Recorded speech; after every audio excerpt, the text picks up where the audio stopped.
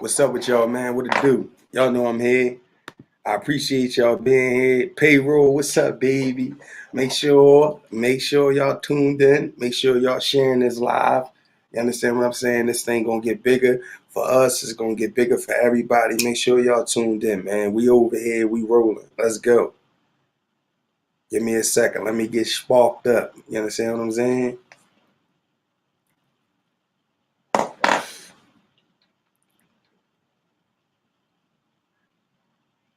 Slack, what's up, big bro? How y'all feeling, man? You know what I mean? Gonna wake y'all up this morning. Let's go. Y'all hear that money?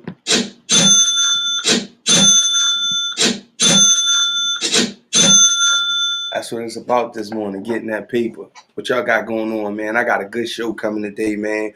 I got my guy, my legend, Jay Reezy, another legend that I'm going to interview soon. Y'all be with it. But I got my guy, my legend, the man, the myth, the legend, man. Brian Mustafa Harrison. He's from 100X. That's a Philadelphia rap group, underground rap group they actually signed a deal. So I don't know if they would be considered underground, but they're definitely a Philadelphia legendary group. Let me put it like that. I'm gonna bring my man on, and I'm gonna let y'all know who he is. I'm gonna let y'all see what's going on today.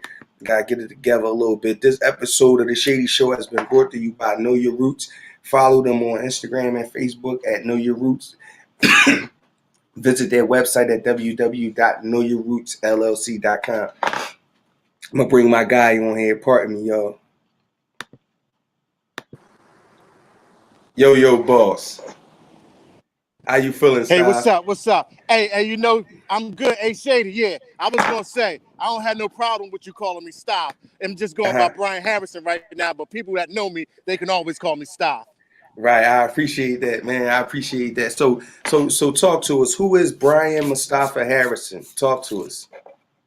All right, well, first of all, Mustafa is a guy from Susquehanna Avenue from North Philadelphia who's actually an uptown and downtown kid. I lived in West Oak Lane, Mount Airy, off of Ogons Avenue and off of Upsall Street, up in Mount Airy and West Oak Lane. And I'm from 16th and Susquehanna, actually up the hill at 16th and Fontaine.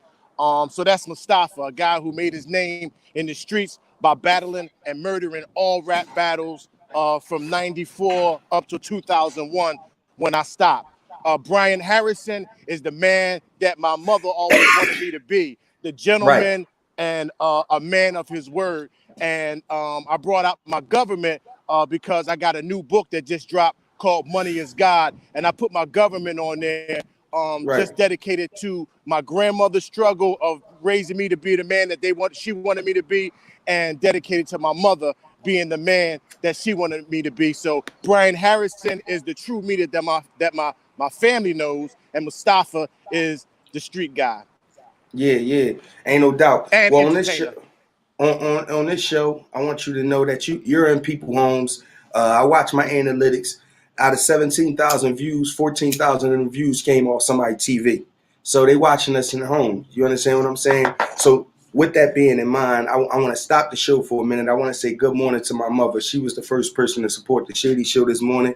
You know why? Because she gave me life. And then she was the second person to support the Shady Show this morning. Because first thing in the morning, she sent me a cash app for the wake and bake. So I want to say shout out to my mother. Damn. Shout out to you, Mom. And shout out to Uncle Early 215, Uncle Early 215 on Instagram. He hit the website up this morning and he copped the shirt. I appreciate you, Uncle Early. I see all that. I sent you an email, let you know it was all love. Getting into your story though, right? That's that this morning, right? But getting into your story, let me ask you this. Take me to them battles. When you start rapping, it's kind of messed up because of the Well, wind. it's all good. I started battling like in '94 at Pud's Barbershop on Susquehanna Avenue. You know, Pud, Right. he was the man in the neighborhood, and everybody who was a hustler, anybody who was anybody in North Philadelphia, got their hair cut by Pud. And you know, Pud was one of my good friends. And if anybody ever came in the barbershop and said they could rap, you know, Stoff was the first person they called. Oh, you can't beat my ball. You can't beat my ball. Hey, Stoff, you got to come down and battle this ball. And it went from battling cats in the barbershop to going across town and battling the Puerto Ricans for $500 and things like that. All up Hamburger Street with the hustlers up in Hamburger Street. You know, back in the day, I was battling all them cats. I was murdering everything throughout Philadelphia. So, you know, the battling came from like the 90s. But you know what? I wish we had YouTube back then. I wish we had social media. Hold on. So Nate, hold up. We talking about back then. So you must have been running into Black Thought, Malik B, all them, right? Or that was before them? Malik B and Black Thought and all them used to come through our studio. You know, the Roots used to look up to 100X. Black Thought used to look up to me personally, you know, because my wife's cousin went to school with Black Thought. And when he found out that she knew 100X, he was like, yo, you know 100X? You know Stop? Oh, man, you got to take me through. And she actually brought Black Thought and Malik B to our studio, which was at that time it was at that time it was out of Ellie Square's house. And I actually got a couple tracks that never was released. I got tracks with Black Thought and Malik B. Whoa. You gonna have to send hold up, man. Hold up, man. Cut the tape. Hold up, man. Hold up, man. You got tracks with Black Thought and Malik B. I damn sure do. I got I don't got them. I don't got them. Hey, and I don't have them. That's the thing about 100X, man. Hold up, we always had our own studio, and we got so many songs that's unreleased. It's ridiculous. The fans is the only ones that miss out. Yeah. Yo, can I get that? I won't release it, but can I get that? Yo, hold up, man. Can I get that? Malik B? No doubt. Rest in peace, Malik B. Yes, indeed. Rest in peace, Malik B, man. Man, Lord, make it easy on him in the grave, man. But like Malik B, fucking Stoff and Black Thought. Can I get that? Yeah, just and actually, just one of them, man. I won't never release it, man. Just one of them. I got you. And you know who else is on that joint? Rasheed Wallace. I got a joint with me, Rasheed Wallace, Malik B, and Black Thought on it. I need that, man. Yo. Let me ask you this. I was gonna save it to the end, man, but I see you in your mode right now. You might not can't remember it now, but I'm gonna spit it off. I'm diplomatic with automatics. I get ematic with spring static. The magazine filled, the gas sporadic. Your time is limited, power's falling. Hostile, I'm down for midnight mauling. Yeah. Invisible strangler. The invisible strangler, yo. Lord, let me take you back, man. As a kid being from Sydenham and Susquehanna.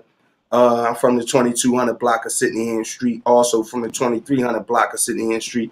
My mom's family is from the 2200 block. My father's family is from the 2300 block. So I'm from York Street and Susquehanna and everything in between, right? That's what make me special in my neighborhood. I'm right there. You know what I mean?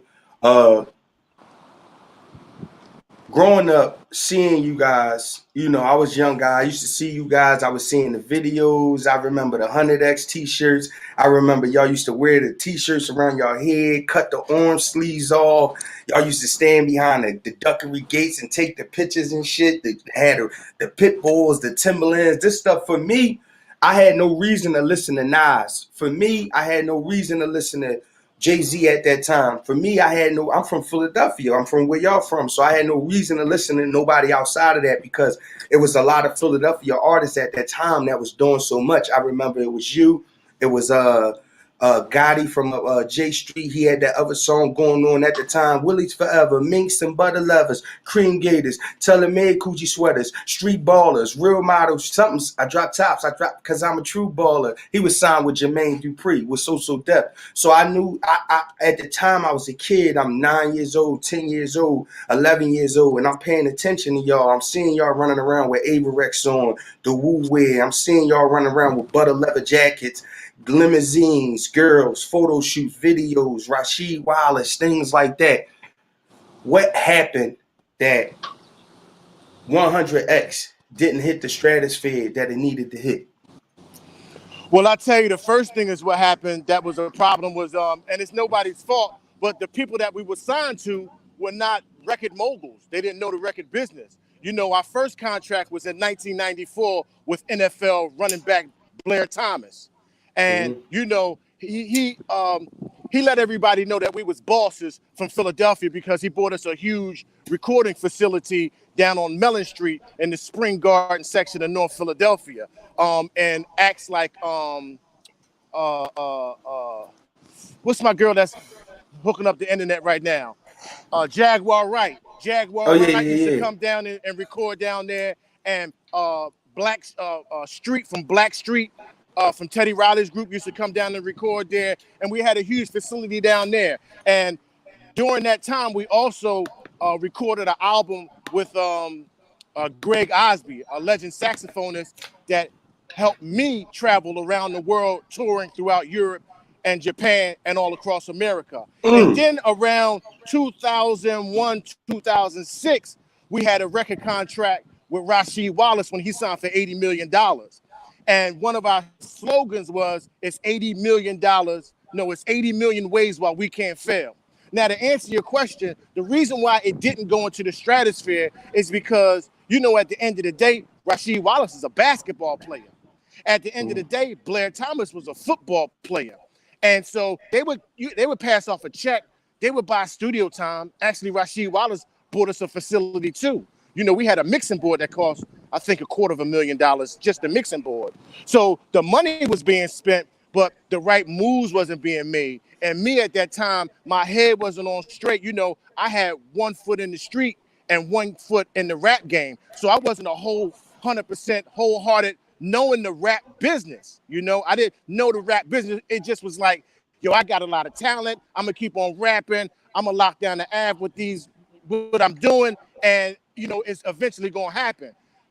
In retrospect, in hindsight, I should have focused all my energy on the business and stayed out of the streets, because that is actually the reason why we didn't make it, is because the people who had their checks behind us didn't have all the information on the record game. We didn't have a lot of connects. Like, for example, when I was with Rasheed Wallace, we shot a video down Duckery that cost $80,000. Now, I after we remember that shot the, video. yeah, Philly. Yeah. Now, after we shot that video, BET told us they wasn't gonna air it because of, I don't know, it was too street. And if you see it now, it don't look like nothing. It looks like a regular happy rap video. But Mm-hmm. at that time, it was just too street. It was too edgy for BET at that time, and they wouldn't air it. And that was after we spent the $80,000. Or actually, Mm-hmm. after Rasheed spent it. I can't front like it came out of my pocket. Then that also happened again with Blair Thomas. We had a permit, and we actually rented a city block in downtown Philadelphia, and rented a restaurant that had a vault in it. And we had a video called Fast Loop Tactics, where we Mm-hmm. actually run into the vault and take a bunch of money while we rapping and this and that and the other.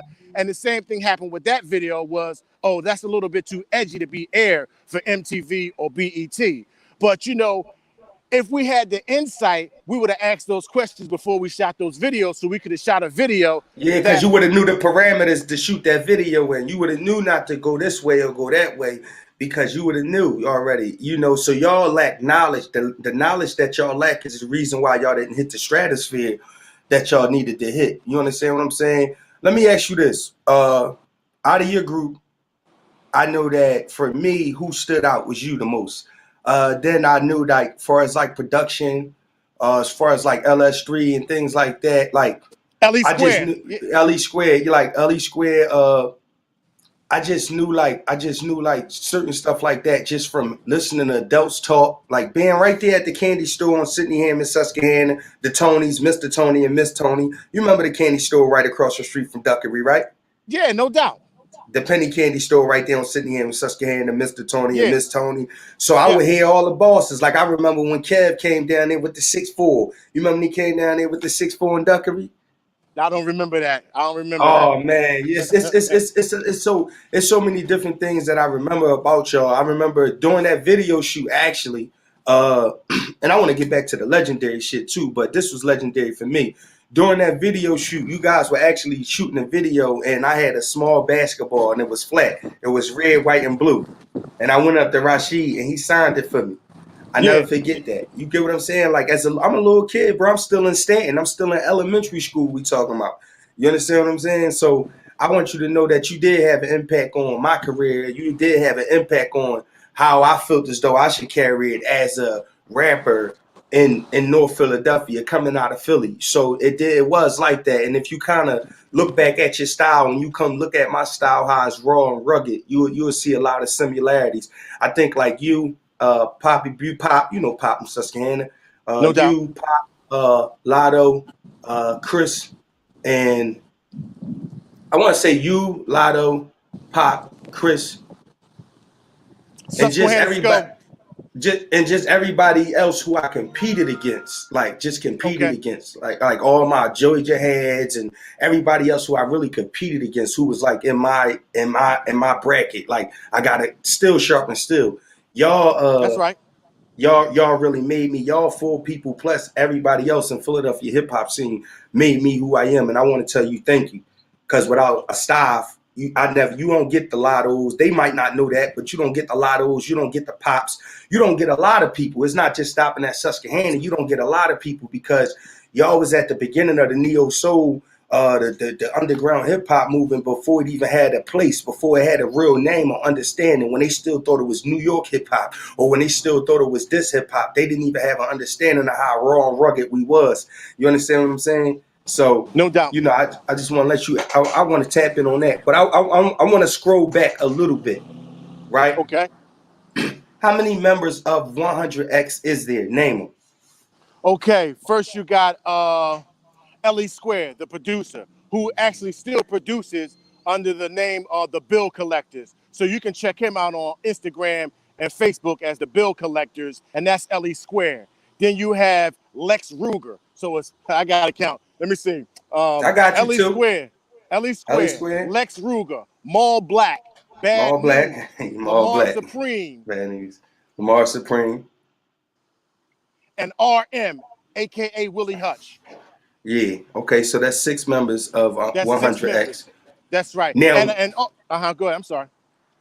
For the people that don't know, because this was like a thing for me growing up, when I really felt that I was like a fucking puzzle. What does 100X stand for? Well, 100X stands for 10th and Oxford. Right. So that when you shit look at blew the my sign mind. 10, when you look at the sign 10 and Ox, it's 100X. And see, I'm a crosstown boy. You know, I'm from 16th Street, but I was rolling around the whole North Philly because, like I said, I was battling everybody. It didn't matter where the battle was or where the action was. Stop was going there. But with Pud and Susquehanna Avenue, because we was rolling deep. We was rolling deep anywhere we went. So, you know, Pud actually introduced me to Lee, the producer. And, you know, what's funny is that it was already a rap group. 100X was already solidified.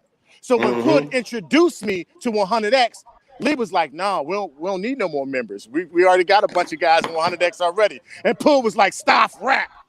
And when I rap, everybody in the room looked at each other, and they was like, "Yeah, I think we can take another member. Yeah, he could probably be in the group." It was one of them LL Cool J dropped the mics like beat. As soon as I rapped, they recognized what it was. They was like, "Yeah, this bull got to be part of the situation." And that's how I brought Susquehanna to 10th and Ox.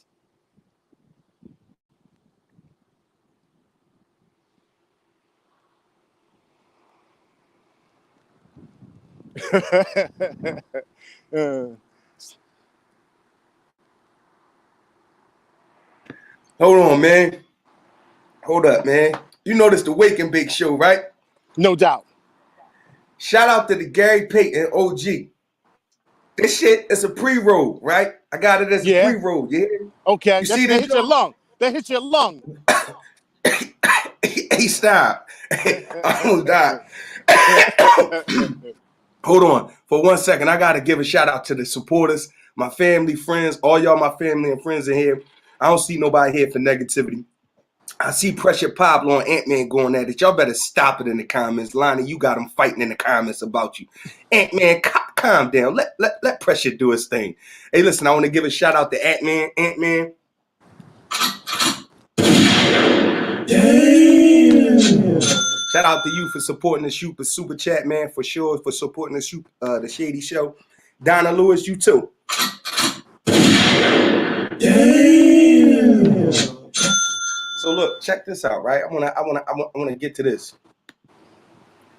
Going into this music thing. It's all 6 of y'all. Y'all in the beginning. Y'all rolling. Y'all doing what y'all need to do, right? When did you realize, like, yo, this is a movement? It's different. Like, when did you hit that level where you realize, like, yo, I'm a star, yo. I'm traveling the world. I'm a star. Like, what happened? Wow. When did I really start realizing it? When I start going down Suskew and people start treating me different. When my name really start popping and everybody was just saying, yo, stop, rap with 100X. You know, when we start doing these shows, you know, and we would say 100, X, X, X. And like the whole crowd would put up X's, X, X, X. When our shows was so much ahead, and when our shows were so much stronger than every other group, when we used to lock the Trocadero down in Center City, when we used to lock down the Club Fever down Center City, we used to lock down these clubs, we used to fill a whole club with our own following. Right. That's when I start realizing, like, yo, we turned it into something. I remember one time we had a show with Ram Squad. Okay. Let me tell you something, man. You know, it was a lot of egos popping at that time. So Ram Squad, 100X. I remember this. I remember this thing. I remember this. Go ahead, talk. Come on. It was a lot of egos popping at that time. Right. So it was like, who gonna go last? Because the last person is supposed to be the best group. Right. So they was like, no, we ain't going ahead, because we was already built to be the last act, and they were supposed to open up for us. And they was like, no, we ain't opening up for no 100X. They got to open up for us. So long story short, we said, okay, fine. Y'all want to be the last act? Y'all can be the last act. We'll open up for y'all. Let me tell you something. When we performed, after we finished performing, everybody the whole crowd left.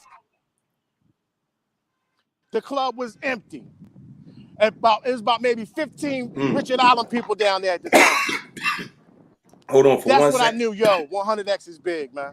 Hold on for 1 second. The chat's just rolling. They loving you, man. Hey, listen. Hey, Lonnie just jumped over the bar. She dropped a dub on the super chat. Hey, Lonnie, I want to thank you, because this will keep the show rolling.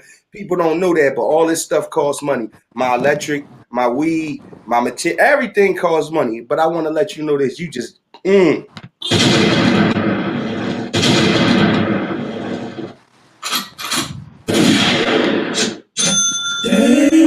I appreciate you. And so, same thing right here, Azariah. I appreciate you, Azariah. Headshot. Let's get this money, baby. Let's take this Shady Show to the next level, because it's our show. It's real talk with real people all the time. You understand? But getting to where we going, man. So, y'all, you coming down Susquehanna, and things is people treating you different. Is that fucking with you mentally? Yeah, it is. It is, because I'm starting to get a big head. I'm walking on my tippy toes. I'm on my own job. I am. But I knew I was good.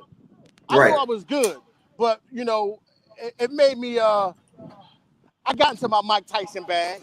Right. You know, and that was like, I started being a superstar. I started being like, I was ego tripping, and I was getting all kinds of stuff, you know, because I started thinking I was the man, and I really thought that I was about to pop. Like I said, you know, Blair Thomas was a millionaire, and he coming down North Philly to come scoop me.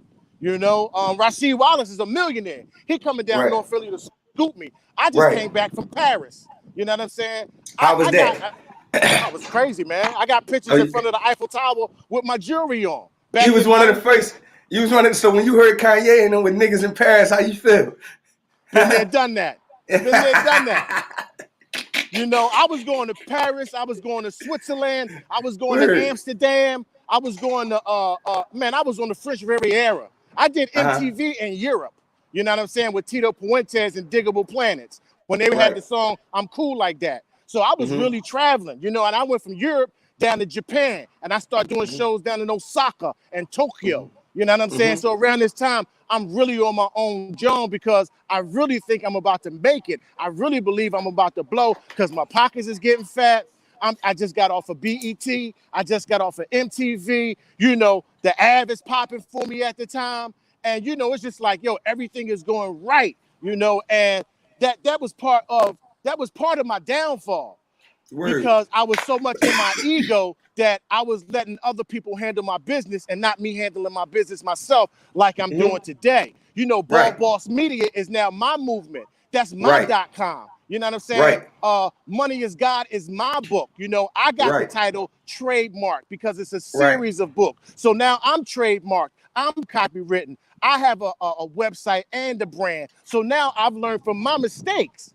You see what I'm saying? I've learned from my mistakes. And what I'm doing right now, can't nobody take it away from me. And I'm not ego tripping. I'm being humble. I'm handling my business, and I'm grinding, and I'm reinvesting into myself. Facts. And how does that feel? It feels great. It feels Yeah. great. It's just different doing it all by yourself. You know, it's different doing it all by yourself. When I had a group, it was like everybody was promoting that same group, that same energy in all their different Right. neighborhoods. Where Right. right now I'm promoting me on social media. I'm going hard on social medias. I I'm see. doing all kinds of inspirational talks. I'm being I'm letting my guard down. And I'm letting people into what's been going on with me. I'm talking about the real estate that I had and the real estate I lost. I'm talking And we're about the gonna get to son. that. Hold on. Okay, Hold on for one okay. second. I got you with that. Hold on. Because you know I'm gonna walk you down. I'm trying to, it's not that I know the story, but I know enough of it to want to know more. You get what Okay. I'm saying? So we back at the touring stage, right? We back at the All right. stage where you hitting Europe, you coming back. You know, who are your counterparts at this time in the hip hop? You know, in the hip hop world, legitimately, who are your counterparts? Well, I'm banging with Black Thought. I used to go Right, down the Roots. They had a spot down South Philly, and I used to go right, down there dolo, because I'm a right, people person. I'm not the type right, of person that I'm just a people person. Just to, you know, I'm a people person. People like me. I got a good right. energy. I gel well with other people. You know, I'm not a jealous person. I can get along with anybody that's a thoroughbred. The only people I Mm-hmm, can't get along with if they're a sucker. And I don't mm-hmm. mean like being tough. I mean just being a weak spiritually person.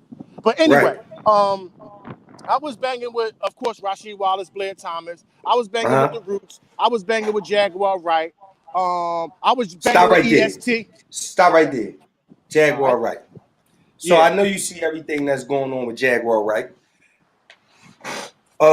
As far as her just the things that she's got going on in regards to the statements she's made, her passion, her pain, her truth that she's stepping on and pushing forward, right? And your experiences with Jaguar Wright, because I don't know Jaguar Wright. She's a very interesting person. I see that she had lost her son. I was following her before she lost her son, and then I seen she lost her son. The first thing I think about is my mom. Mm. So now I'm following her movement, Jaguar, right now, right? I'm paying Yeah. attention because actually this is where I get my energy from when I'm making music. My energy comes from the neo soul movement.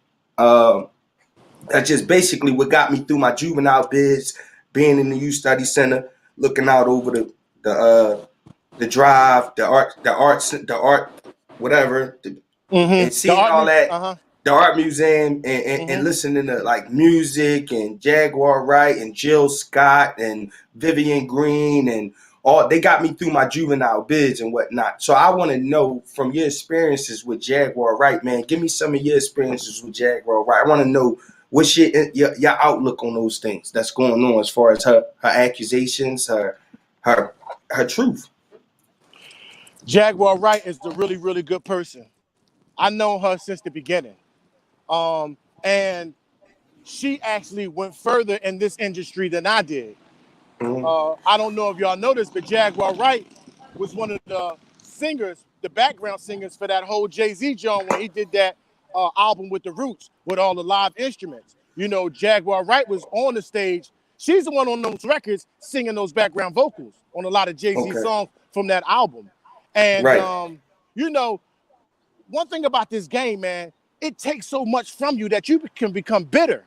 It Right. takes so much from you that things can happen, you know. And I think that's what's going on with her, is that she Right. telling her truth, but it's coming from a place of she not happy about the way she was treated, because Jag can really sing. Jag got Yeah. real talent. And I when would love to you work are with her, man. She used, a legend, bro. I would love to work yo, with Jaguar Wright. She a and legend, bro. she still got it. But when you Yeah. used and you abused, and people keep telling you, giving you promises on what they gonna do, and how, and they just keep just dogging you out for your voice and giving you a little check, but you don't get your shine. But at the same time, the people that look up to you is blowing up, but you ain't blowing up. It makes you Right. feel some kind of way.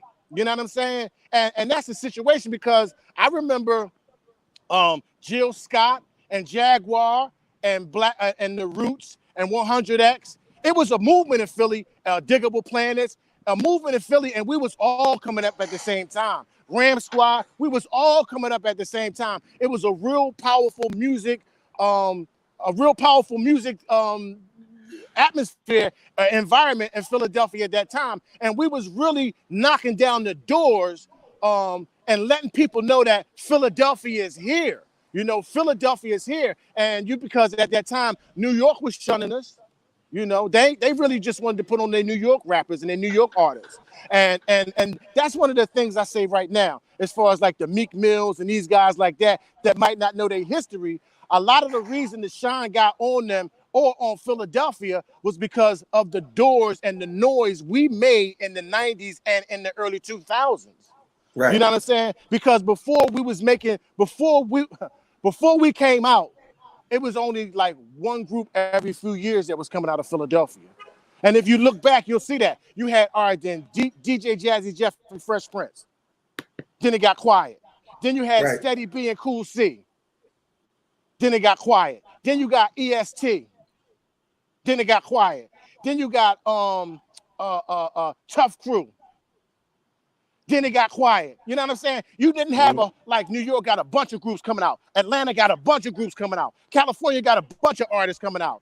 It wasn't never that thing in Philadelphia. So now we're just having a Meek Mills, a little Uzi Vert, a PNB Rock. You know what I mean? These guys coming out at the same time is different. And also for what the work that you put in. You know what I'm saying? Like you said, 100X was very inspirational for a lot Right. of young guys coming up in the game, because you know, Yeah. I was somebody that they could reach, they could touch, and they said, damn, if Staff can do it, I can do it too. This is a guy from Right. the neighborhood. This ain't no guy I Right. just see on TV. I can see him Right. on TV and just see him right there on the avenue chilling out. And that Right. gave cats like you inspiration to know that you could do it. No, that's real. And it gave us the inspiration to know we could do it from our pockets. Because we didn't know nothing about all these big people doing this, that, and the third. We just seen people that look like us doing something that we could do. You telling me if I think about it hard enough, I could do this? You understand what I'm saying? So it's like that. I want to give a shout out to everybody that just donated. Cree Riley. Headshot. Damn. I appreciate you, baby. You already know, man. He said he loved the movement, man. I love you too for always supporting me. Hey, stop. Quick digression, right quick. I'm gonna digress, right? Let me tell you how I met Cree. I'm in my house. I'm out of town. You hear me? I'm in my house. I'm going through a lot. It's no lies, no bullshit, man. I'm going through a lot. I hear somebody playing my music outside. I'm like, what the fuck? I'm ducking. I see a car in the corner. The car in the corner just sitting there. I say, oh, he gonna die today. I creeped out the back of my house, creeped out the driveway, came all the way on the side of his car, tapped on his car window. Boop, bop, boop. What's going on, man? Why you here? He said, Shady. Yeah, man. Why you in front of my house? What's up, man? What's going on? Shady, I'm going to the store. You live right here? That been my dog ever since, bro. Real shit. G shit. That was a quick digression. I wanted to let you know, man. people touch this. Our music touch people in different ways, man. And you never know when you're gonna run into somebody who you affected with your music. So watch what you say out your mouth. You get what I'm saying? This is why I don't disrespect the dead. This is why I'm not advocating for death. This is why I don't rap about really nothing about except, progression through pain. You understand what I'm saying? I rap about those things. I really can't see myself taking myself outside that realm and promoting and just propagating destruction. You get what I'm saying? I might use some words that people don't like. I might get to my point in an unconventional manner, but at the end of the day, it's artistry. So people that appreciate my art, they understand what I'm doing. And people that don't appreciate my art, that's okay too. Maybe one day they will. Yeah, but But you know what? Artists like you need to get their flowers while they're alive. One thing I put on one of my posts about my books is like Nipsey Hussle's friends showed him love after he was gone. Show right. me love while I'm around. Give me my roses Yeah. while I'm alive. Support I the make movement. sure I do. I make sure I do, man. I try my best. That's why I call you. That's why I call you and just like let you hear new music that I got going on.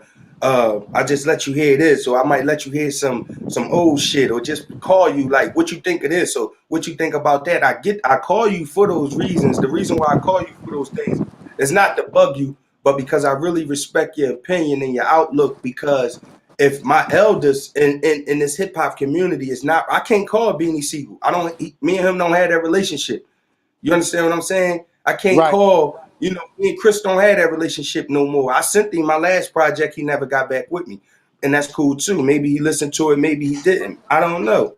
But I don't got no problems with him. But I don't have a connection to the elders in the hip hop community in Philadelphia as I should, especially putting in as much work as I put in. I don't have a past or a story that's any different than anybody else. I done been in beefs just like Meek, just like AR, just like this person or just like that person. I done been through the ringer just like everybody else. And I got my, so whatever's stopping people from dealing with me in the capacity that I would like to deal with people so that I can move forward and I could get all the information that I need so that I could erase the fear of it and ignorance. You understand what I'm saying? I appreciate you for always opening up the doors and being able to allow me to come through you and get the knowledge that I need about this hip hop thing, about this thing called life, about this thing that called culture. You understand? Because there's a lot of individuals that come to me and they don't know that they're getting the game from you. I'm only 35 years old. It's no way I can know everything that I know if it was just up to me. And So I that's appreciate respect, and that you. show you're a wise man. That show you're a wise man, and I appreciate that, man. And that shows your maturity. Because like right now, I'm 49. I'll be 50 next year. Right. And I'm happy to be here, but I'm happy to be able to reach out and communicate with you, Trent instead of Shady, because Mm-hmm. just watching from the inside, from the outside in, I know there was a lot of turmoil and things that went on, and I just think you handle everything in a grown man way. Vision is a blessing that we get from God. Vision, and everybody don't got vision. What vision means is that you can see something about to happen before it happened. That's what vision means. Like when I got into real estate down North Philly, it was like, I got vision. I can get this house and these houses, North Philly for sale. I can get in and make some money when everybody else is like, you got some money, you should buy a house of Mount Airy. And they start laughing at me when I start buying houses in the hood until I had 5 homes and I had bought 7 of them. Then they start asking me how you do that, because I had vision. Right. I like the way you move and you use your vision to get out of the way of what was coming down, That's just vision. Yeah. And that's a blessing from God. Everybody don't have vision. You know Right. what I'm saying? So, I respect you as a man and I respect your moves. You're Thank doing all this on your own right now. you. This Yeah. ain't a group movement you're doing. This is your No. movement, and you Yeah. making moves. You put Yeah. out your music. Now you got your podcast, and now you're inspirational to me. Thank You're you. an inspiration to me. It's like, damn, a podcast. Wow. After this joint is over, I'm going to ask him how he do that. Yeah, You and know I'm what I gonna give mean? you So the I can get game. some game from you. Yeah, I get it But, from my that homie Johnny respect come Mack. both ways. I've been going live on YouTube, but Johnny Mack gave me this game on how to do this like this. So people be like, you know, damn Shady, why you deal with Johnny Mac? Or Johnny Mac gonna do this to you, or Johnny Mac ain't this for you, he ain't that for you. But they don't understand when the cameras is off and I get the chance to talk to Johnny Mac without the comments rolling, I get a whole different person than what y'all seeing. So what y'all trying to tell me versus what I see and what I know is two different things. You understand what I'm saying? It's two different, and that's why from time to time I don't even entertain Johnny Mac live, because I get a different Johnny Mac on the phone directly. I got direct access to him as a person. We share with each other. We share information with each other. This information erases fear. Why? Because fear is only because of ignorance. You only fear what you don't know. If I know you ready to throw the right, I could prepare for it. And I also could counter it. If I know you coming with the left, I could prepare for that. And I also could counter that. But if I don't know how you coming at all, I'm going to always fear that. Because I don't want to lose ever. I don't want to lose. You ain't never seen me fight a battle that I lost. You want to know why? Because I learned at an early age, when I seen my brother in that coffin, that I will never fight a battle I can't win. It's either I win it or I don't lose. That's it. It's either I win or I don't lose. That's it. I will never fight a battle I cannot win. That is insanity. That is the definition of insanity. That is the epitome of insanity. Fighting a battle you know you can't win. Nah, I ain't doing that. You know, somebody told me when I told him everything I was going through and how I was moving now. He said, you know what, Stop? Always knew you was a big dog. You just had to get from around them fleas. Right.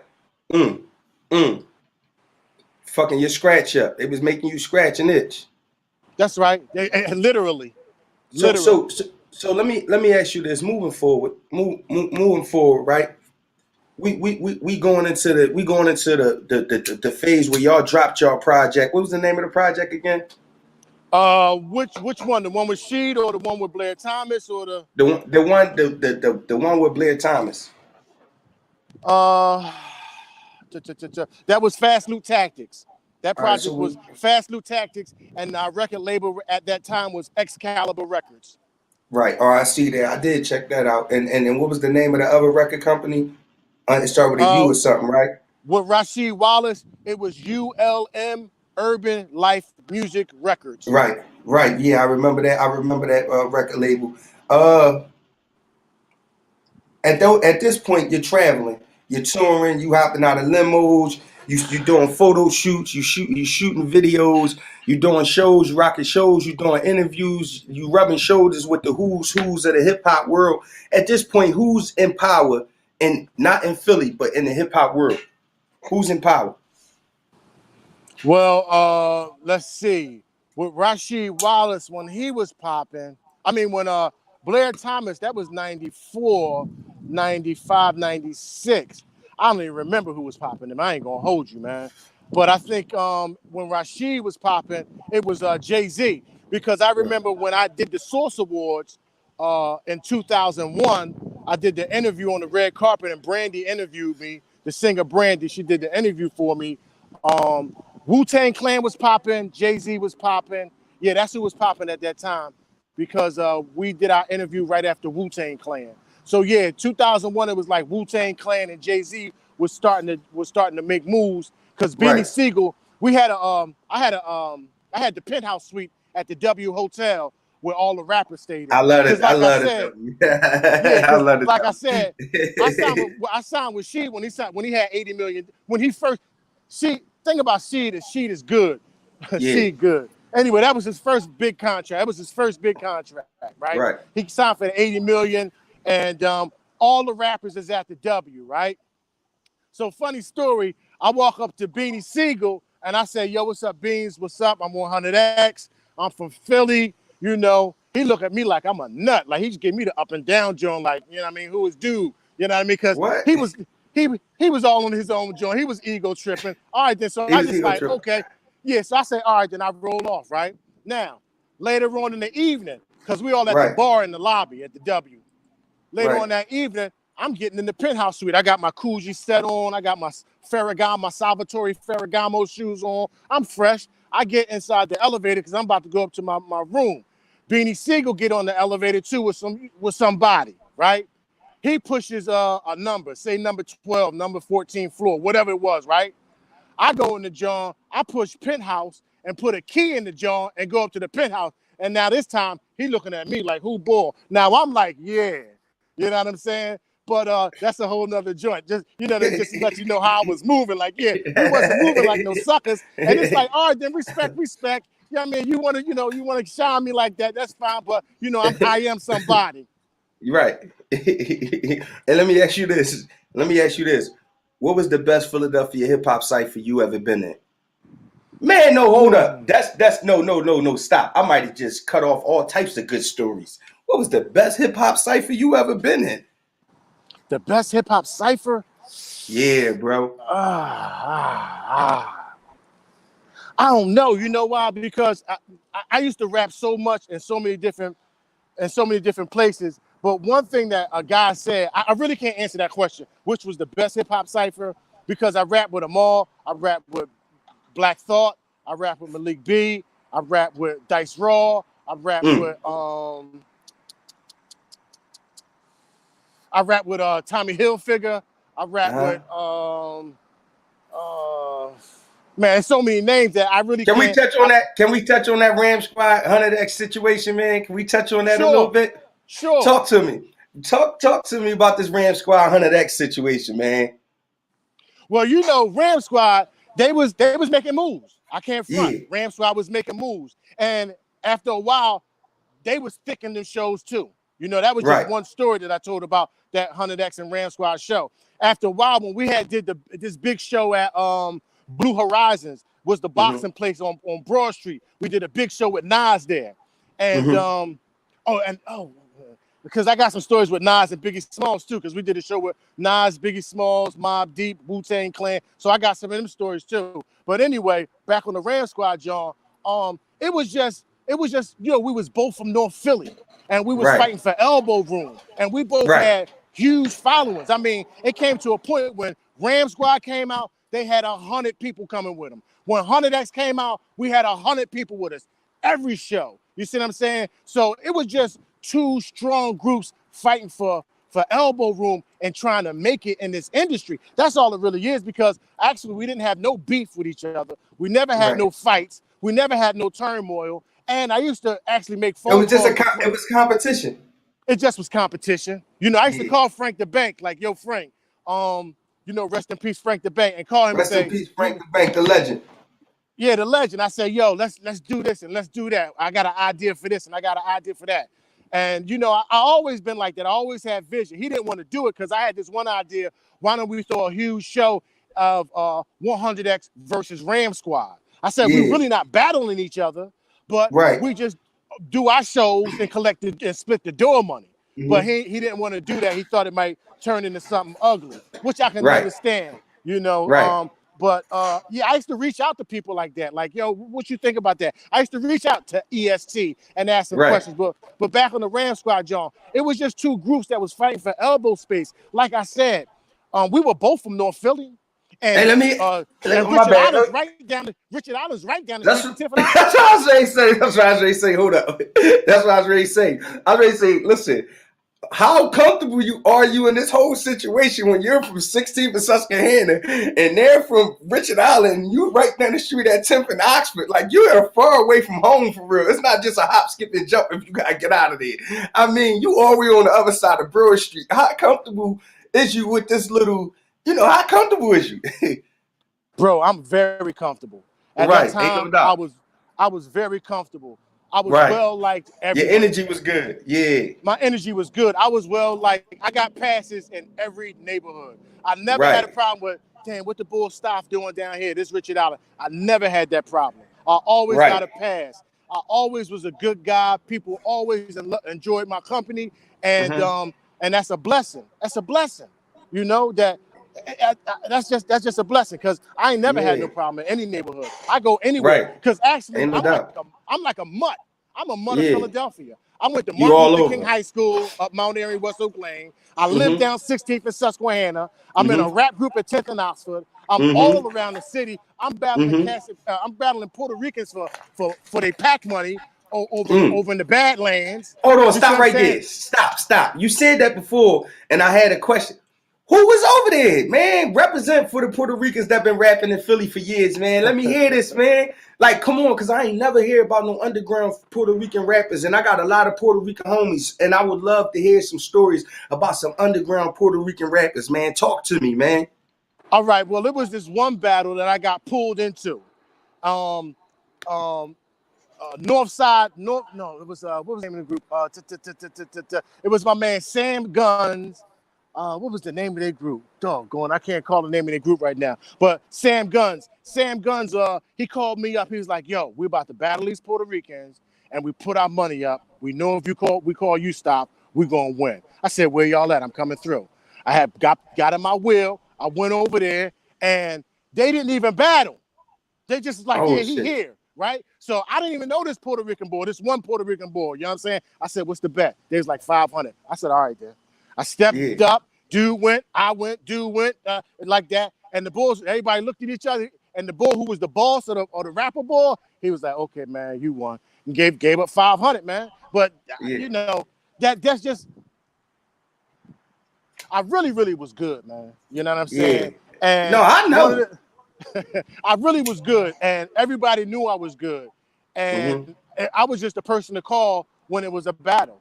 You know, it Mm-hmm. was a lot of times that I just was called when I lived with my grandma on Fontaine Street. "Yo, stop, we Mm-hmm. battling up here." I jump in my wheel, go up Hamburger Street. Pull to call me, "Yo, stop, come down the barbershop. Is this bull that's betting money? Say he can rap." All right, I'm walking down the hill. I'm going to the barbershop. You know, just like my man Sam Guns. "Yo, we battling over here. Come through." I would go through. You know what I'm Right. saying? And that's just what my energy was. I always was on go.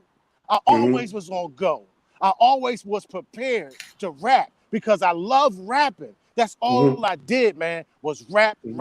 rap, and hustle. That's it. I was a Susquehanna Avenue 24-hour rapping ass nigga all the Yeah, time. I want to talk to you something I never talked to nobody about, right? Because I didn't even know it affected me till I was ready to ask you the question. Then I had to think about the question myself. Before you answer the question, I'm going to ask it, but I'm going to say what I need to say. I'm going to ask you the question. The question is, that got me ready to say what I'm ready to say is, how did Pud dying affect you? And hold on. So it made me have to ask myself that. You understand what I'm saying? It made me have to ask myself that. Before I answer that question, I want to give a shout out to everybody that's rolling in the comments. I see y'all. I appreciate y'all. Diamond Blackwell, thank you. Headshot. The super chat, I'm taking y'all name down. Anybody that donated, anybody that sent the cash app, anybody that bought something off the website, I'm gonna make y'all moderators. Y'all rocking with me, I'm rocking with y'all. Y'all gonna keep this energy up. Also, shout out to the first person that ever took me to the studio, Poppy Buford. Poppy! Headshot. Damn. He Poppy donated to the Shady Buford, Show. live life. I appreciate that so much.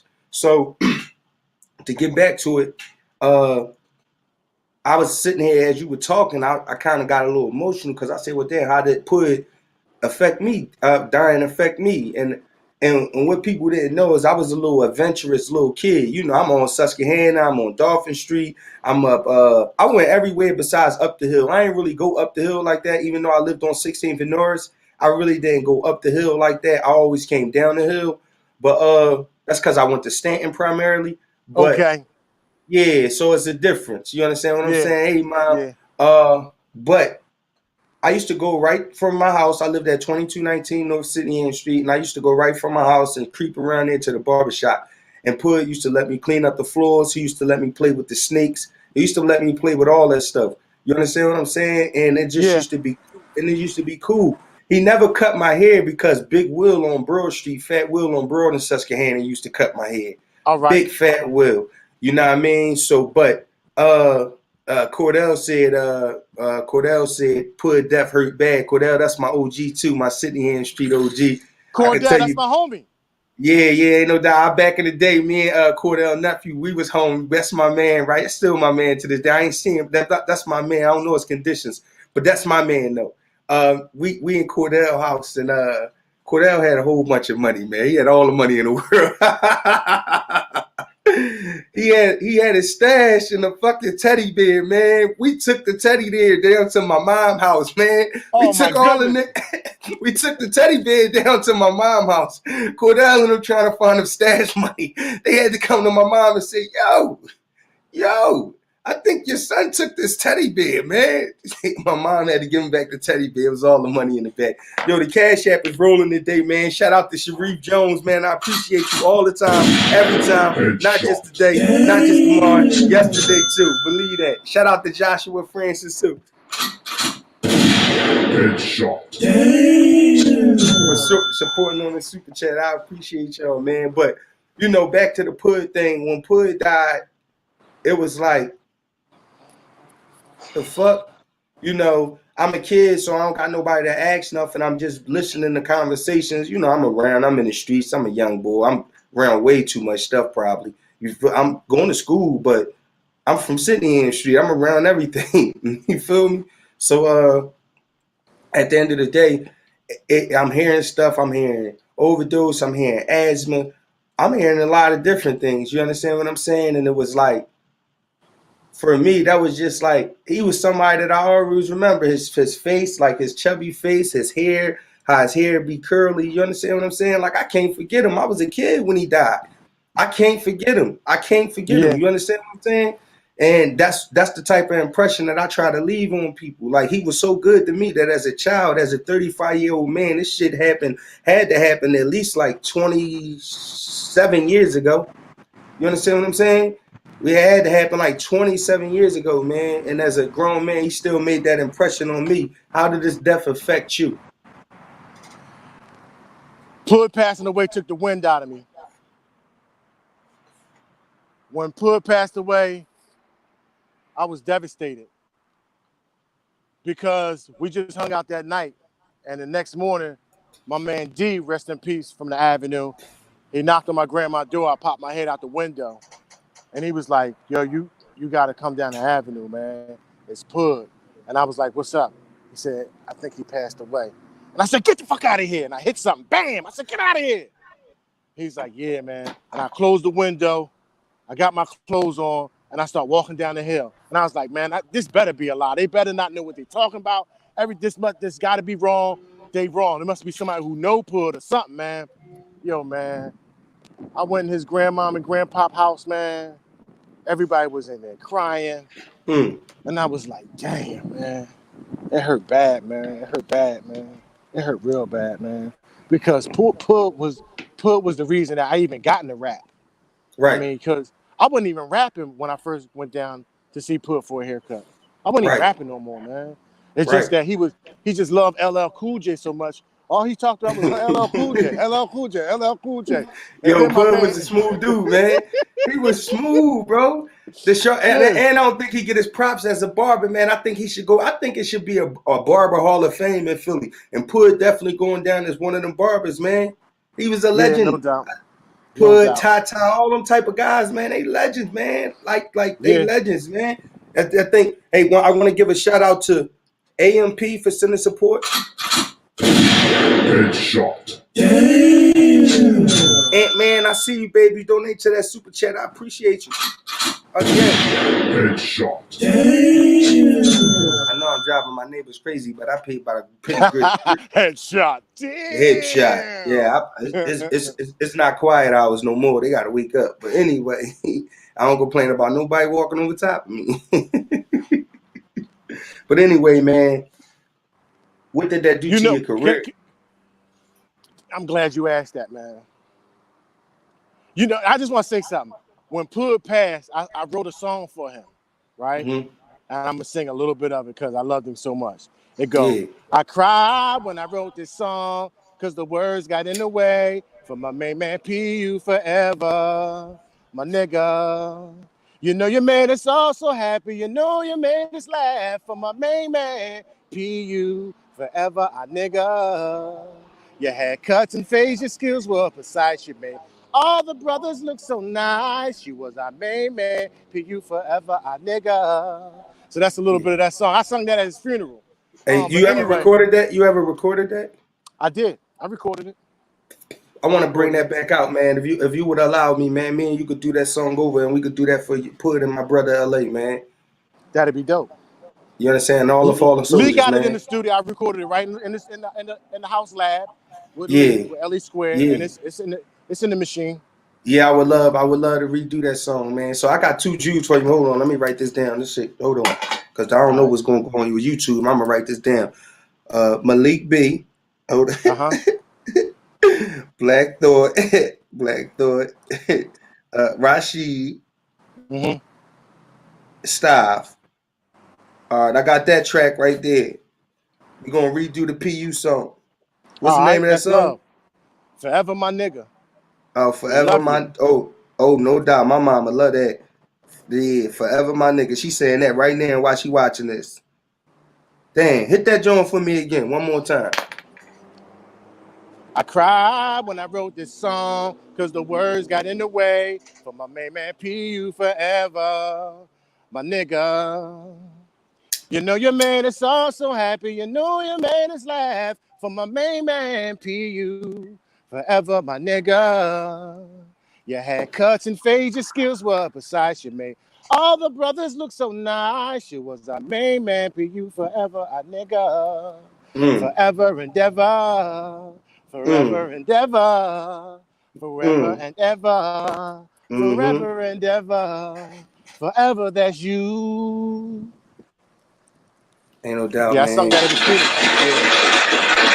That was a beautiful song, man. I would be honored to redo that, man. So it put a stoppage in your career. It distracted you. Is this the point in your life where is this the point in your life where are you at a point in your life at this point? Is drugs a problem? No, but I'm dibbling and dabbling. But Right, when he passed away, I jumped all the way down into the rabbit hole. right, Yeah. Yeah. I was dibbling and dabbling. And then when he passed away, I jumped all the way into the rabbit hole, man. I was getting my Mike Tyson on, going up Hamburger Street with the boogie spray. I was going down. The only reason I said that there because they ain't popping. I ain't going trying to make nobody hot. And then I was going yeah. We somewhere talking and getting 30 my years ago, damn near relatively. We yeah, talking yeah, shit 30, 20 something. Yeah, right. But anything that's relevant right now, I ain't gonna even name a strip. So I was yeah, going down a yeah, certain strip. I was going down a certain yeah. strip and getting my syrup and my pills over there. You know what I'm saying? And that just became the fixer. You know what I mean? That So became the so let me fixer. ask you this. What year is this you talking about serving pills and boogie juice, which is PCP, right? No, no boogie spray. That's Boogie powder. spray. Oh, that's pot. Oh, Yeah, boogie boogie spray. That's spray. powder. Yeah, Okay, the so powder. powder. See, At this time we talking about powder. We talking about syrup. We talking about pills. and We dust, talk, and and dust. dust and Yeah, but dust. So see, we talking about. I came up off of drugs. You know, No, that's cool. I understand when I that. was What 15 year? I want years to know. old, okay, that was the 90s. That was the 90s. But let me tell you Okay. something. This is one of the things that I talk about being a sucker and being a sucker old head, opposed to being a thoroughbred old head. When I Right. was a young boy, it was fly to be the young boy in old head Benz snorting coke Right. with a fly Adidas sweatsuit on, with some fly fresh Adidas shell toes on, or some top 10 Adidas, and you snorting powder. You out on the corner all night drinking old English, snorting powder, hustling, selling caps. Because I come from way back, selling caps, and that was the thing to do. So I always held on to that, but but after when Pud passed away, it was like, I'm going to really get into this Tony Montana type of lifestyle. But then, it got to the point where I can't rap. You can't rap if you got lockjaw. You can't rap if your whole mouth is numb. If you can't feel your face, you can't rap. So because I love rap so much, I pushed that out the way. Right. I pushed it out the way. You know what I'm saying? Because I couldn't Right. perform, and I love performing more than I love powder.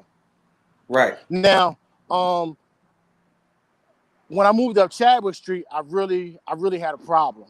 And if you know Right. me from Chadwick Street, you know what the deal was, and I overdid it. You know what I mean? I brought shame to myself to the point where I was like, this ain't me, man. I gotta change, and I did. And I started buying real estate. I just started buying real estate, popping up with real estate, stacking my bread. Bought one house on Chadwick Street. Then I bought another house on Chadwick Street, and I sold that house to Mikey Raw from up there up on the strip. And then I bought a Dominican store that's on Van Pelt and Norris. I used to own that. I put them Dominicans in there, Right. and they used to rent Right. from me for a year, and then I sold the store to them. But come to find, I bought a bunch of houses. So I bought 5 homes. I helped my friends buy a few homes, like 3 or 4 homes, and I was doing my thing. Right. Around this time, I got a friend that's from the Strip, and he's one of the rap groups, one of the guys in my rap group, and he introduced me into syrup and pills. Right. And I already knew the problem I had with the boogie spray and all that stuff like that. And I was like, yo, anything that is on that Tony Montana shit, I don't want no parts of that shit. You know what I mean? Yeah. My money good, my lifestyle good. Yeah. I've been with this woman because I'm still in the same relationship. I've been in one relationship for 25 years. Right. You know, I'm married to a woman that I met back in the 100X days. Man, and I'm still shout out with to her. Shout out to her. You took her no on a doubt, ride. no doubt. She been up, she been down. She been all around. I know, because I know what mine's been through. She been up, she been down. She been all around. It been some No shit, doubt. man. We done took a lot of women through it, probably, man. No, it's Hey. nothing to brag about, but that's what life is. Like, life be like that, man. And I want to give a shout out to all the beautiful women that's on here and that's not on here and that may see this later. We definitely appreciate y'all for being patient and sticking with us. I got a wife that support my situation. I'm in here, I'm on the internet, X, Y, and Z. Sometimes these things can get in the way. I do the music, I jump up, I travel whenever I want, I start whatever business I want, I quit a job whenever I want, and I got a wife that deal with all that. And I appreciate all y'all for dealing with us and the things that we got going on, because we so set back and disenfranchised that we just trying to find a way to get ahead without getting indicted. That's all. We just trying to find a way. You know what I mean? We got to do a lot of things that's unconventional to life or the way people may do things, because we are already set back systematically. So it's just so many things that we got to do, man. But shout out to the black women, shout out to the wives, shout out to the girlfriends, the ex-wives, the baby moms. Shout out to everybody, man. No doubt, no doubt. That's why I'm so loyal to her. You know, I'm not home right now. I'm out of town. You know, I've been out of town for a year. You know what I'm saying? I know. And Let's talk about that. I ain't got no Let's talk girlfriend about that. down here. I'm doing my thing. I'm getting myself. You know, my thing right now, it ain't about the setback. It's about the get back. You look beautiful, baby. Well, thank you very much. Well, thank you very much. You know, it ain't about the setback. It's about the get back. Yeah, I had 5 homes, and I lost my 5 homes because I fell in love with syrup and Percocets. But it ain't about the setback. It's about the get back. Just because you lose, it don't make you a loser. All you got to do is think of what the problem is and eliminate it, because it ain't about the setback. It's about the get back. So right now, I'm on my get back. And the last thing I need to do is be disloyal to a woman that's loyal to me. That ain't going to bring me no blessings. That'll set me back. And it ain't about the setback. It's about the get back. You know what I'm saying? It's like, how would I feel if somebody was hitting my wife from the back with hard back shots? That would break my heart. So why I'm gonna give some lady down here back shots? You know, you do unto others as you want people to do unto you. So if I want my lady to stay true blue and loyal to me, guess what I'm gonna do? Be 10 toes down and be loyal to her, because that's what it's all about. Facts up. No, you ain't saying nothing. You ain't saying nothing wrong. You saying it all right. That's just what it is, man. You know what I mean? Because I definitely be broke the fuck up about them back shots. I ain't even gonna hold you. I be sitting somewhere like this. Oh, I'll be sitting somewhere like, ooh. She be like, what's wrong, babe? I be like, You're fired. Get the fuck out. Right. You know what I mean? That shit hit different when it's raw. That shit, woo. Don't do that to me, stop. Don't do that to me, baby. Don't do that. I'm a Leo. Woo. No, man, but shout out to everybody that's in here rolling with us and supporting us. We got 113 people in here. Make sure y'all hit the likes, hit the share button. That's free. That's support too. I take it how I come, baby. Small, little, big. No mountain is made of one rock. It's made of a bunch of little small rocks, and they form together, and then it just made this whole situation. So I take it how I come, man. I'm taking everything. I appreciate all y'all. I want to let y'all know, if y'all want to visit the website for merchandise, hit www.theshadyshow.com. Hit that Cash App at Trendsetter Shady, or support the Super Chat by purchasing the Super Sticker or Super Chat. Also, I want you guys to visit Brian's website is www.baldboss media.com. Make sure you guys check out his new book. It's out right now. It's Money is God. And we're going to touch on that. It's just so many things I want to capture from you in the moment. I guess we could go to this backwood going for real, because that's the end of the wake and bake, right? Because I'm awoke now. You got me inspired. I want to write. I'm up. But let me ask you this. In this time that you going through everything and you getting through it, you down there where you at, you doing your am I allowed to say what you're doing? Yeah, but just don't say where part of town I'm in. Yeah, okay. Right, yeah, facts. So you doing what you doing in regards to rehabilitation and detox and just getting yourself together and rebuilding and rebranding yourself. You build the new logos, you consolidating your businesses, your websites, all your social medias, everything is boss media, your branding, X, Y, and Z. What made you get to a point where as though as an artist that's pretty much your whole career has ran with a crew, what made you get to a point where as though, you know what, you said, I'm going to take my career in my own hand at this age. I'm not going to give up. I'm going to take a different direction to convey my truth. What made you get to a point where as though you say, I'm going to do everything alone and I'm going to rebrand myself. I'm not even going to use the name Style for 100X. I'm Brian Harrison, Boss Media. What made you get to that point? Because I want it bad, man. I want it bad. And one thing about being in a group, you got to move as the group. I would love to have an interview with the whole 100X. But in order to do that, you got to make a bunch of phone calls. Then you got to schedule a whole bunch of time. Everybody got to be off. Everybody got to be willing to do it. Everybody got to want to do the same thing, got to be on the same page. And I got tired of moving like that. It's a lot of opportunities that I missed because I was in a group. I had an opportunity to sign a record contract by myself.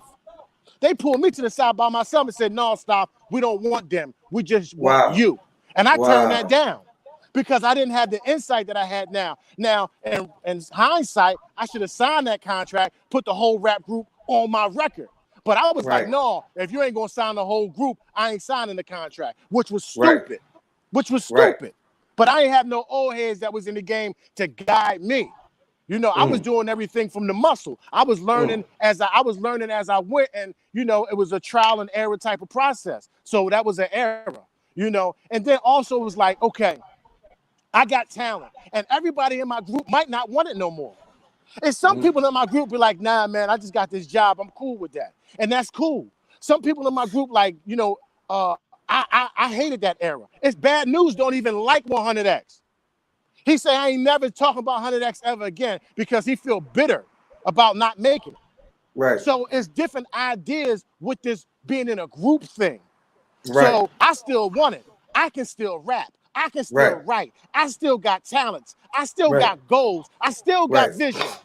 So what I got to do, I got to motivate myself. I got to be a self-motivator, and I got to learn from my mistakes. What was my mistakes?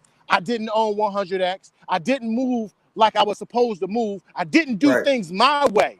I did it our way.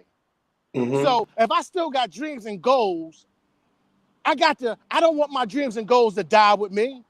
Right. I don't want my dreams and goals to be in the cemetery. And like Les Brown says, and then your dreams and goals will be sitting around your deathbed saying, oh, we dying with this soul when we had all these abilities, but now we dying with you because you didn't take a chance, a leap of faith. Without risk, there's no rewards. And now we're going to go to the grave with you. We chose you as a soul to bring something new to the world, but because you were scared to make moves, now we got to die in the cemetery with you. I'm damn near 50. I got to make it happen because I want to make it happen, not just because of my age, but also because of my age. I want to be a positive influence to people that is my age, that are my age, who still have talents and goals, want to be a singer or rapper. One of the reasons why I stopped rapping was because they said, yo, stop, you 30, you can't rap no more. Niggas ain't 30 rapping. Yo, stop, you 40, niggas ain't rapping no more at 40. And I start listening like, yeah, let me just get into real estate. Let me do this and let me do that. But if you look at rappers right now, they 40 and 50 years old. Jay-Z, a bunch of cats is out there that's old heads that's still rapping, that's still making records. 2 Chainz is damn near my age. These guys are still making records. You see what I'm saying? So it's like you gotta recognize the people that you are around because they will influence you whether you know it or not. If you want to be a winner, you got to be around winners. Because if you're a loser, you're gonna gain that loser mentality. When two people walking, either they're gonna catch up to your pace or you're gonna fall back to their pace. That's all to it. That's all to it. So you got to recognize the people that you are around because it's very important. And that takes me to my book, Money is God. Money is God is about decisions. Mm-hmm. And these are one of the decisions that I'm making that I ain't going to lose. I'm going to win no matter what. Because Right. I got it. I got the strength, I got the talent, and I got the ability and the vision. And also, Right. what I'm doing right now is showing people what you can accomplish when you get the junk out of the way and move out of your own way. Right. So when you lose the junk and you move out of your own way, it's great things that you can accomplish. And bringing out this book, Money is God, while I'm getting myself together, building this Mm-hmm. brand while I'm getting myself together, is just, Right. a couple of accomplishments that I've made in 11 months and almost 12 months. Right. So, as time goes on, I'm going to keep on moving and striving for the best because I always wanted the best, but I always had the junk in my way or I was hanging around the wrong people.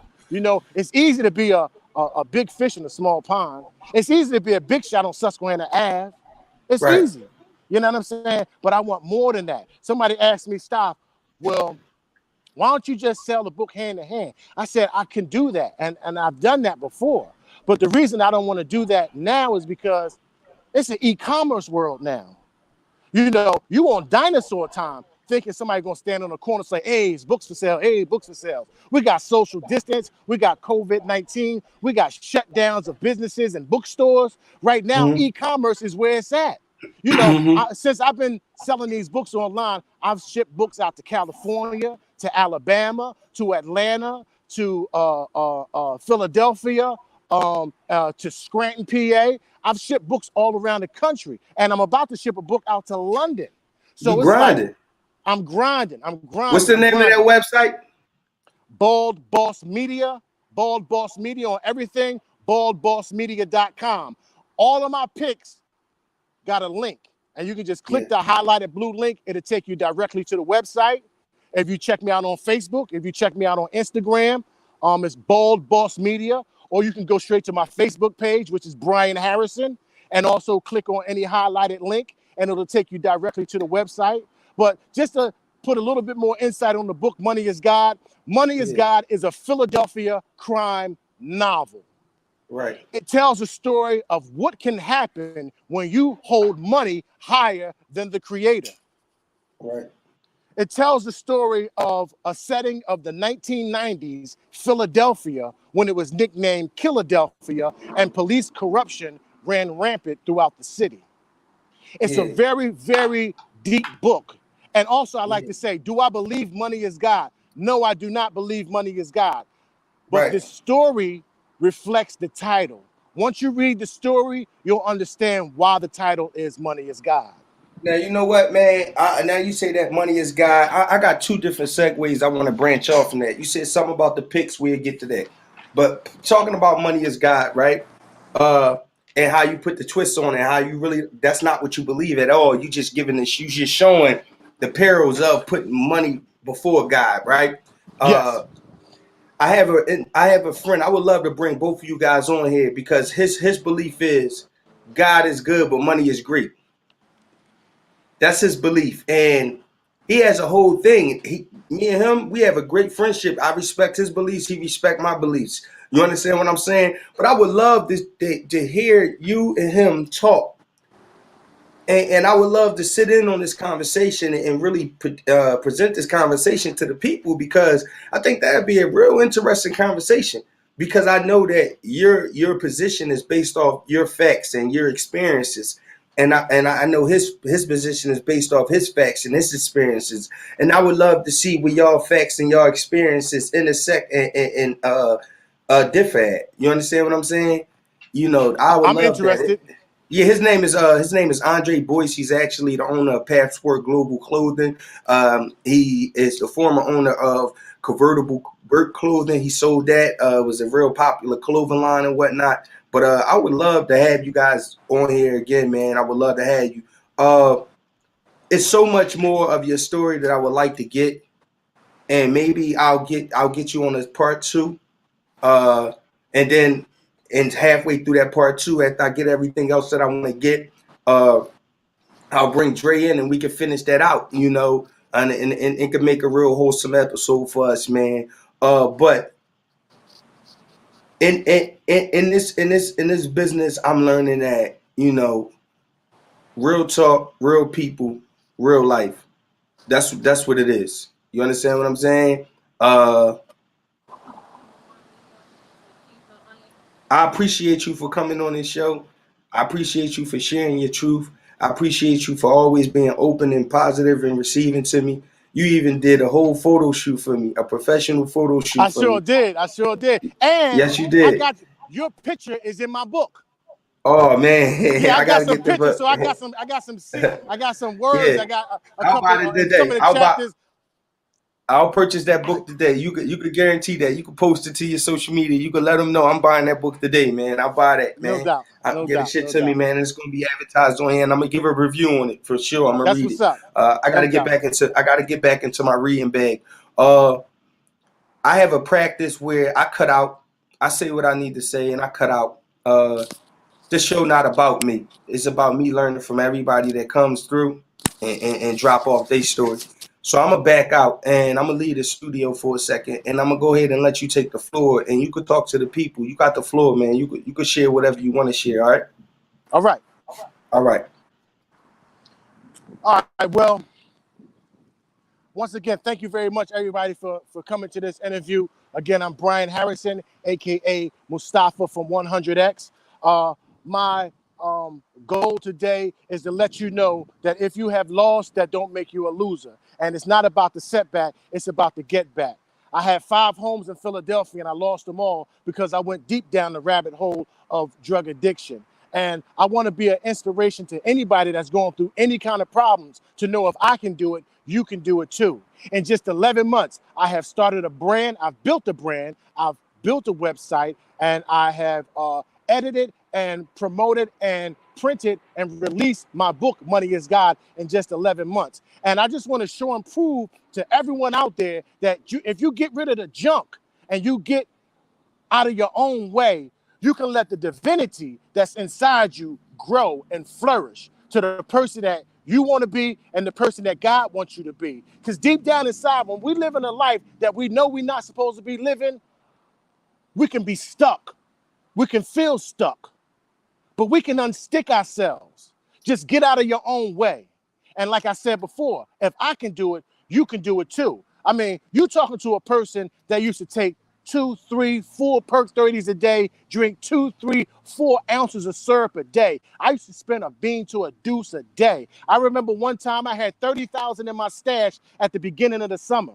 And by the end of that summer, I only had $5,000 left. And the summer is only 90 days. And because of the insanity that I was living, I said to myself, it's okay. I can make that money back. And you know what I did? I peeled more money off the stacks and went and got more syrup and pills. At some point in that kind of lifestyle, I became sick and tired of being sick and tired. I became sick and tired of waking up in places and not knowing how I got there. I got sick and tired of crashing up brand new cars. I got sick and tired of getting my jewelry peeled right off of me and me not being able to defend myself because I was so high. I got tired of having $1,200 in my pocket and then waking up the next day and I ain't got a dollar. I got tired of it. I got tired of nodding out in front of my kids and they crying, what's wrong with daddy? He keep falling asleep while he talking to us. I got tired of that lifestyle. So I made a change. Because the only way you're going to make a change is by making a change. If you do the same thing, you're going to get the same results. So that's what it's all about.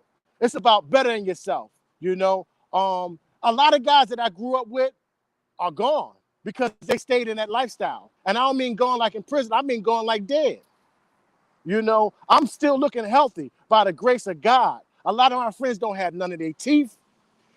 They passing away from diseases. And that they are still alive, they are a shadow of what they used to be. So, you know, I don't want to be like that. I always had an ego, and I always thought I was a pretty fly guy. But when I start seeing myself not being that fly guy that I always knew I always was, then I knew I had to make a change. When people start treating me ways that I knew I didn't deserve to be treated, I knew I had to make a change. Because deep down in myself, I'm a thoroughbred. I'm a thoroughbred from North Philadelphia, 16th and Susquehanna Avenue. And ain't nobody going to disrespect me unless I'm disrespecting myself. When I disrespect myself, I'm giving them a pass to disrespect me. But see, right now, ain't nobody disrespecting me. All they can do is hate on me. But I'm going to let hate motivate. I'm going to let hate motivate. And that's what I'm on right now. I'd rather have friends, but if you hate me, you motivate me. And that's all I got to say. So thank you all for tuning into this Shady Show with me, Mustafa, Brian Harrison, from 100X. Check out my book, Money is God. Click the link in my bio and purchase one right now. Ain't no doubt. Ain't no doubt. Hey, stop, man. I appreciate you for coming, man. Hopefully we can bring you back on, man. You can share this with your friends, man. Let the legends know, and let your contemporaries, your counterparts know. Let them know I appreciate them, man. Let the Black Thoughts, the Jaguar Wrights, the Malik B is gone, but I appreciate him. You know, the Malls, the LEXs, the LE Squares. Let him know I need some production from him. Let's get this thing going, man. I need that. Make sure you email me that. You got my email. I'm hoping when you get off here, I get that email, you know. So Word. you know, I need them tracks, man. But I got you. man, much love to you, brother. Much love to you. Thanks for I having wish me you, on your platform. man, you're welcome, man. It's much love. You hear me, man? You hear me? We're Respect. gonna talk. All right, big bro. All right, you All stick right around. now. All right, All stick right, around in peace. the back. Don't leave. All right. Yeah. Hey, man, I got a little emotional when I got out the studio, man. Y'all know me, man. Man, that was for me. That was legendary. I gotta bring him back on. I gotta thank him. I want to thank you, Brian. I want to thank you, Style. That was touching this morning. Everybody that's here, my family, my friends, my supporters. I want to thank all of you guys. I didn't have to ask any of you guys to donate anything, and you did it. And I want to let you know that's why I never said nothing past the point of an hour, because there was no point in saying that when you guys already did that. I don't need to like poke and prod you guys to try to make you give something. The stuff that you give, I'm going to make it happen with whatever anybody give to me. You get what I'm saying? I'm going to make it happen. I'm going to turn a little into a lot. That's what I do. I got a fucking clothing store from $300. You can ask, it's real. I took $300 to a $60,000 clothing store. So, you know, that's just what I do. We're going to keep this thing going. I appreciate y'all. This show was so good tonight. I'm going to get prepared for the night show now. I mean, this show was so good this morning. I'm going to get prepared for the night show. Make sure y'all tune in tonight to the Shady Show After Dark. I can't play the commercial because they keep editing and everything, taking out everything. So I can't play the commercial. But just make sure y'all tune in, man. I'm out of here. This is the end of this broadcast. We had an hour and 27 minutes. Let me see. Let me get some shout outs. Cordell, shout out to you, baby. Shout out to Donna Lewis, Quadir, McKinley, Naeem, Mike Takala, Ant-Man, Creed, Big Ol' Leaf, Jamal, Maul. Shout out to Maul. Shout out to Lonnie Love. Shout out to Reef. Shout out to my mom. Shout out to my father. I see you in here. Love you, Pop. Shout out to all y'all, man. Shout out to everybody that's in here. All Susquehanna, York Street, Dolphin Street, Cumberland Street, Huntington Street, Lehigh, California, Los Angeles. Everybody in here, man. Shout out to everybody. Georgia, everybody. I'm out of here, man. This is the Shady Show. We're going to keep this thing going.